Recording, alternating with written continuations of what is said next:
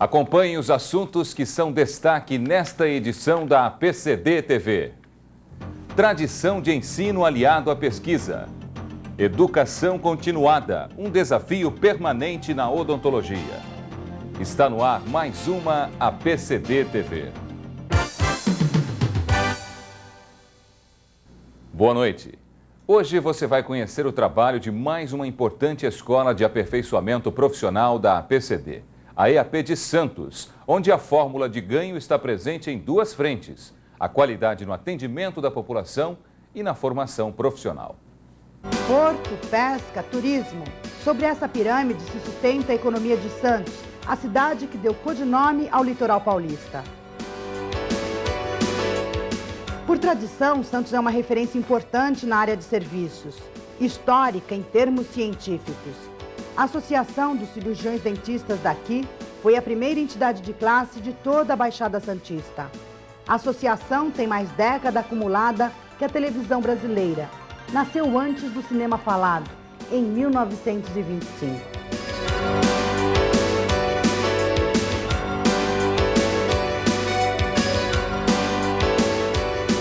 Santos tem a cara da EAP. O arrojado e o clássico se integram no mesmo ambiente. Semelhanças à parte, já que esta é uma cidade voltada para os serviços, a EAP daqui também é a que presta o maior número de atendimento público gratuito em todo o estado de São Paulo, depois da capital. Um bom exemplo é a endodontia. 2.500 canais tratados num ano, o suficiente para garantir o topo do ranking, excluindo a EAP Central. E o que já era grande vai ficar ainda maior. Por enquanto, esse prédio tem todo esse ar de casa abandonada, mas vai ser aqui a construção da sede social. Agora, essa não é a preocupação número 1 da EAP de Santos. O que vai se fazer aqui é uma mudança física para aprimoramento científico. Uma nova clínica com 12 consultórios e uma biblioteca completamente informatizada vão ser construídos agora nesse ano de 98. Tudo isso para conseguir dar um suporte melhor para a chegada dos novos cursos. Vamos abrir novos cursos, os cursos de especialização em odontopediatria, em dentística, periodontia. Estamos com 2 cursos em andamento de especialização de orto, de endo, fora os cursos de atualização. Esses cursos já podem ser dados como certos? Como certos, tranquilamente. Em 98 vai ter mais 3 especializações aqui. Exatamente, mais 3. O solário, a churrasqueira, o que há de infraestrutura de lazer vão para a casa vizinha. Com um prédio exclusivamente científico, a EAP vai ganhar o espaço que precisava. Enfim, são as novidades da Baixada em termos de ensino. São planos deste Centro de Avanço Odontológico, degraus científicos que vão sendo cumpridos, instalação adequada, alto nível de ensino.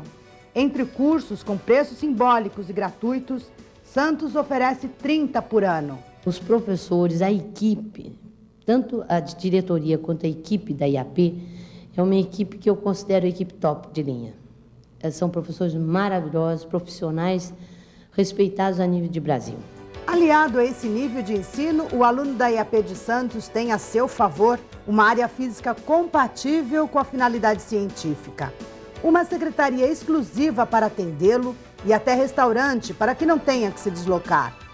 Na formação do conhecimento, conta, além da clínica com 12 equipamentos, 2 salas de raio-x, um laboratório multidisciplinar com outros 12 equipos, uma sala de aula com 20 lugares e retroprojetor, auditório para 90 pessoas e sala de esterilização com maca e oxigênio. Tudo novo e obedecendo os conceitos modernos da odontologia. Das torneiras que funcionam sem o auxílio das mãos, a autoclave, a página que será aberta este ano na internet. O presente e o futuro da IAP de Santos tornam ainda mais remotas as lembranças do passado. Restaram poucos objetos, como a cadeira anterior a Tiradentes, e uma história contada. Esta casa, quem diria, era um chalé simples instalado na área mais nobre de Santos. À custa de sacrifícios e determinação, transformou-se numa poderosa estrutura para atender com excelência o povo simples da Baixada. Na semana que vem, você vai conhecer o trabalho desenvolvido pela EAP de São Bernardo. A formação do profissional da odontologia prossegue além dos bancos da faculdade. A educação continuada é um desafio constante na atualização do cirurgião dentista e dos profissionais de apoio. Este é o tema de nossa mesa de debates de hoje, mediada pela professora Helenice Nogueira Gonçalves. Boa noite, colegas. Nós estamos reunidos hoje aqui para discutirmos sobre educação continuada, a importância da educação continuada. E temos a satisfação de recebermos hoje o professor Crivella, é o representante da Universidade de São Paulo, professor de cirurgia, o professor Alfredo, presidente da ABENO, e o professor PR, que é o coordenador do grupo de estudos do NUPES. Então eu gostaria de passar a palavra ao professor PR, para que ele colocasse em linhas gerais, professor, o que vem a ser o NUPES e a importância do ensino continuado. Como que o NUPES vê o ensino continuado e o que está se trabalhando em cima disso?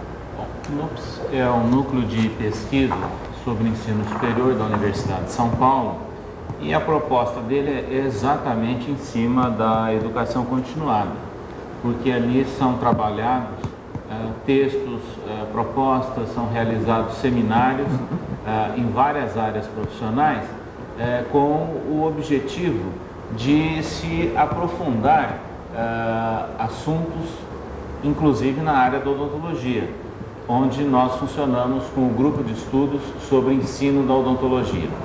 E este grupo tem uma característica, ele é integrado por representantes de várias universidades paulistas, com a participação da PCD, inclusive da ABENO, e no caso da ABENO, interagindo com a sua comissão de ensino, que tem representantes de vários estados do país. Então, é um grupo bastante interessante e que permite uma riqueza muito grande de discussões sobre temas de ensino de odontologia. Professor Alfredo, então o que vem a ser a ABENO, a entidade que o senhor representa, e como a ABENO se coloca dentro do ensino continuado? Bom, a Associação Brasileira de Ensino Odontológico é uma entidade que congrega todas as escolas e faculdades de odontologia no Brasil. Nós discutimos a questão do ensino de odontologia em todos os seus níveis. Estamos passando, inclusive, por uma reformulação estatutária, onde nós pretendemos abranger também a área do ensino técnico de odontologia, os técnicos em prótese dental, higiene dental, atendentes de consultório, o curso de graduação na formação de cirurgiões dentistas e também abrangemos a área de aperfeiçoamento e até a pós-graduação em estrito sensu.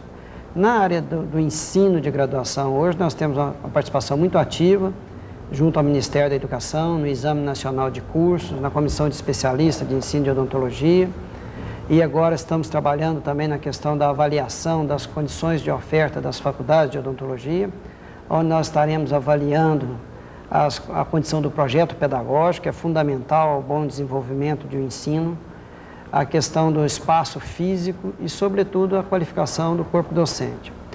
Quanto ao aperfeiçoamento, é uma questão sine qua non para o desenvolvimento de um profissional, principalmente na nossa área da saúde, quando nós pensamos e temos a convicção de que o cirurgião dentista é um promotor da saúde, e para promover a saúde hoje ele tem que estar atualizado com os avanços científicos, sobretudo, que a área da saúde como um todo tem atingido atualmente. Professor Crivella, e a Universidade de São Paulo, como ela vê esse ensino continuado e o que se está fazendo dentro da universidade nesse sentido?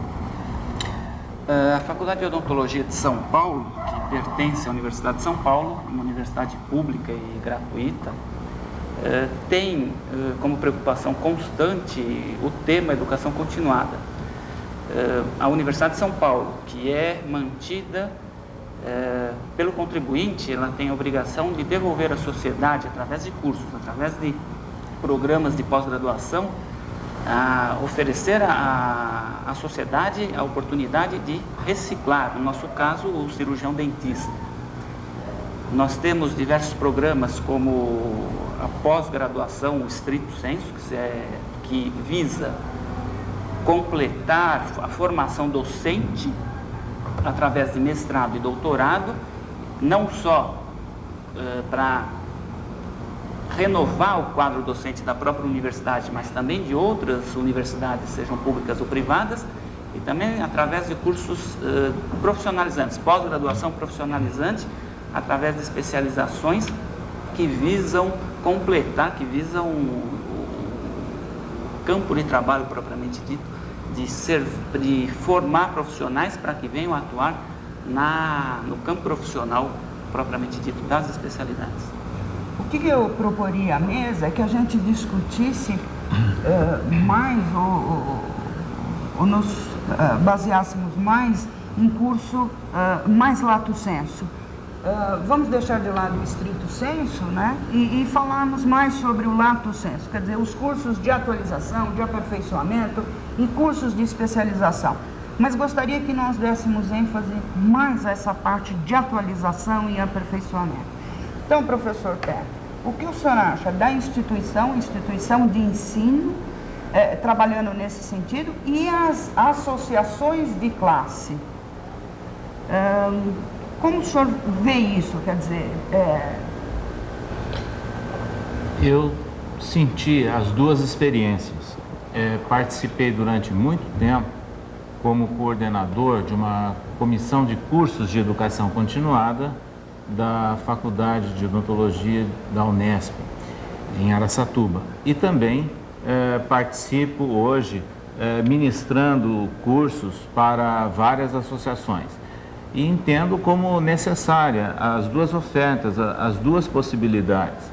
E vejo que a necessidade de cursos de atualização, hoje ela é sentida, né, por parte do profissional, do recém-formado e daquele que quer se atualizar, a partir inclusive de algumas pesquisas que nós realizamos com egressos e também com graduandos, onde um alto percentual demonstrou interesse numa continuidade de estudos, em buscar novas formas de informação sobre a profissão.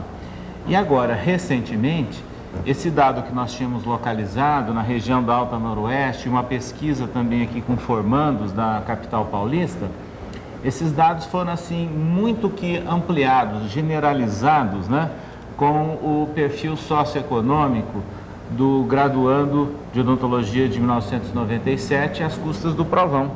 Esse dado também compareceu. Então há uma demanda, um interesse muito grande por parte de todos esses cursos que visem a melhoria de informação e de formação do profissional. Você acha, Alfredo, que isso vai de encontro ao fato, se isso realmente existe, de uma complementação curricular? Você acha que é um aperfeiçoamento clínico, né? Mas tendo uma formação completa curricular, se você me entende, ou é uma deficiência do nosso currículo dentro da escola e que gera, então, esses cursos de aperfeiçoamento? Helenice, o Brasil é um país continental de diversas vertentes de ensino e até cultural. De tudo que você falou, é um pouco de tudo isso. Hoje nós temos alunos que entram para a universidade com 17 anos. Ele mal sabe o que é ser cirurgião dentista, qual é o papel da odontologia na promoção de saúde bucal do país. Quando ele passa pelo ciclo básico, que nós chamamos os 2 primeiros anos da faculdade, ele está muito empolgado em chegar na fase clínica, porque o clínico é o que empolga as pessoas em ser cirurgião dentista. E eles não valorizam muito a parte básica do ensino. E quando ficam na expectativa de que ser cirurgião dentista é ir para a clínica, ter um bom treinamento, numa clínica sofisticada, de equipamentos mais modernos, e quando chegam nessa clínica, percebe que a falta do conhecimento básico acaba tornando-se meros vendedores de equipamentos ou materiais odontológicos. Então, eu acho que a oportunidade desse programa, da PCD, na Rede Vida, é nós despertarmos esses jovens que ainda estão nas faculdades para valorizar a parte básica. Porque o cirurgião dentista que não conhecer os tecidos sobre os quais ele vai trabalhar, a fisiologia do sistema sobre o qual ele vai trabalhar, que é o nosso tão falado aparelho estomatognático, ele vai ter extrema dificuldade para entender as técnicas que ele terá que aplicar depois na clínica do paciente e estará sujeito a alguns modismos, algumas técnicas não comprovadas cientificamente e que facilmente poderia ser avaliada se o nosso aluno, se o nosso colega cirurgião dentista valorizasse mais os cursos nas áreas básicas, ele conheceria muito bem a reação de cada um daqueles tecidos diante de cada um dos materiais odontológicos do mercado, se ele tivesse essa formação básica da biologia dos tecidos, da fisiologia do sistema que ele trabalha e da composição química dos materiais que ele usa. Então, eu acho que tem essa deformação, primeiro pela inexperiência de saber a importância do ciclo básico, depois, quando chega no profissionalizante, passou a oportunidade, e eu acho que a oportunidade de retornar seria num curso de atualização, antes de galgar outros caminhos, outros passos maiores na especialização e na pós-graduação estrito sensu, seria muito importante ele dar uma reciclada, sobretudo na área básica, porque a área profissionalizante fascina, é de grande apelo comercial, publicitário, mas a área básica é que realmente diferencia o cirurgião dentista, o que sabe odontologia, daquele que está na prática do dia a dia, pela experiência acumulada da prática. Então vamos conversar um pouco da função da instituição, principalmente na elaboração curricular, dando ênfase mais a essa parte técnica, não a formação básica, se isso ocorre e com a mudança curricular ou com proposta de mudança curricular a gente pode, enfim, minimizar esse problema. Conversar um pouco, Pérez, depois Alfredo, Crivella, colocando mais em debate esse aspecto. Eu acho que nós estamos vivendo um momento histórico e de muita importância dentro do sistema universitário, especificamente no de odontologia, porque o Ministério da Educação e dos Desportos está implementando o Provão. E como complementação desse Exame Nacional de Cursos, será iniciada logo mais a avaliação de todos os cursos. E há uma sinalização clara, tanto no Provão como na avaliação de cursos, sobre essa visão mais integral da odontologia, né? A formação do clínico, que não deve ter uma formação técnica privilegiada, mas ele deve ser formado no seu todo, né? Para atuar como clínico, e isso, sem dúvida alguma, redundará em algumas alterações curriculares, porque na medida, como o Alfredo já disse, que nós vivemos num país continental e muitos cursos foram criados até de uma forma assodada, há necessidade hoje de que se fale pelo menos uma língua comum nos aspectos mínimos, né, de clínica odontológica. Então eu creio que nós vamos entrar numa fase muito interessante, muito rica de revisão curricular e, ao mesmo tempo, de alteração de rumos, né? Com novas diretrizes e mais seguras para o ensino da odontologia, justamente com o objetivo de atender a essa demanda social. Você não acha que com esse sistema de avaliação, Alfredo, através do Provão, nós não estamos criando uma outra área que seria cursos de atualização relacionados só ao Provão? Quer dizer, formando cursinhos do Provão? Nós temos notícias de que isso tem ocorrido em algumas escolas, mas elas não vão sustentar esse cursinho por muito tempo, porque o Provão, ele não é punitivo a ninguém, ele não tem o objetivo de fechar escola nenhuma nesse país. Ele tem o objetivo de direcionar escolas para as suas deficiências, fazer um diagnóstico das deficiências e que essas deficiências sejam corrigidas ao longo do curso. Então, numa questão emergencial, eu até acredito que esses cursos possam durar algum período. Mas o que está ocorrendo hoje, as notícias que nós temos nas escolas, é que realmente está havendo uma inquietação na questão da formulação do currículo. Porque, verdade seja dita, a grande maioria das nossas escolas foram criadas a partir de um currículo modelo de algumas grandes universidades do país. Quase sempre eram professores dessas universidades, eram convidados a deslocar a alguma cidade para montar um projeto de um curso. E levavam o currículo quase que como uma receita de bolo. Essa realidade tem mudado. E como diz o professor Perry, nós estamos passando por um momento riquíssimo de avaliação das escolas e de inquietação. Tanto é que este ano nós estamos discutindo na reunião da ABENO, em julho, em Fortaleza, um projeto pedagógico como indutor da qualidade do ensino. Então, pela primeira vez, você está vendo professores de odontologia, que apesar de professores, poucos tiveram o privilégio de ter uma formação na área de licenciatura em ensino, tendo a oportunidade de tratar da linguagem do projeto pedagógico, do que é um perfil profissional, quais são as habilidades que esse profissional deve ter, para adquirir aquelas habilidades, qual é o conteúdo a ser ministrado a esse aluno. Então, nós começamos a ter uma linguagem diferenciada e o Provão vem refletindo isso aí. Então, quando você faz uma prova ao sétimo, ao último ano do aluno e que você cobra alguns conhecimentos dos primeiros anos, isso reflete bem que o aluno tem que ter uma formação completa, integrada do ensino.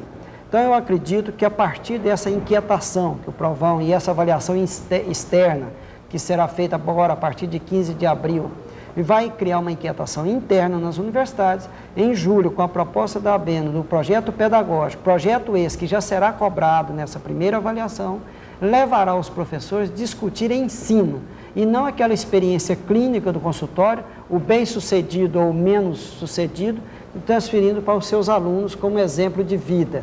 Então, nós passamos a ter como exemplo de vida aos alunos um modelo pedagógico de ensino integrado e integral, para nós termos um profissional não mais curador de doenças, mas sim de promoção à saúde, um profissional que saia valorizando a odontologia como uma profissão de cuidar, de preservar a dentição e a função do sistema estomatognático e não mais só de reabilitar esse sistema.